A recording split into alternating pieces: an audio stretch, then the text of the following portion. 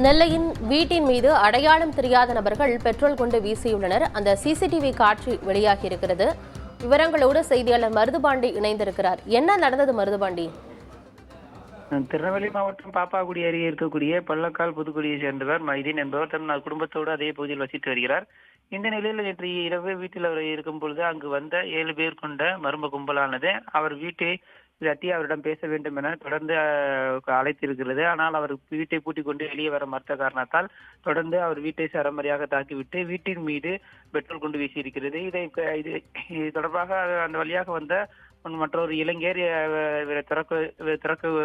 வீட்டின் கதவை திறக்க முயற்சி செய்யுமாறு உதவிக்கு அழைத்த போது அவர் உதவி செய்ய மறுத்த காரணத்தால் அந்த இளைஞரின் கை கால் உள்ளிட்ட பல்வேறு இடங்களில் அந்த மர்ம கும்பலானது சரமாரியாக வெட்டியுள்ளது. இதில் படுகாயமடைந்த அந்த பக்கத்து வீட்டைச் சேர்ந்த என்பவர் மீட்கப்பட்டு தற்போது நெல்லையில் இருக்கக்கூடிய அரசு மருத்துவமனை அனுமதிக்கப்பட்டிருக்கிறார்.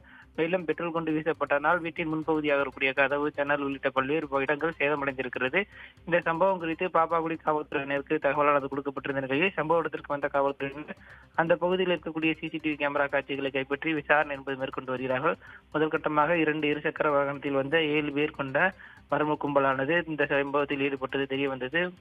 மேலும் இந்த சம்பவம் எதற்காக நடந்தது என்ற பல்வேறு கோணங்களில் விசாரணை என்பது நடைபெற்று வருகிறது.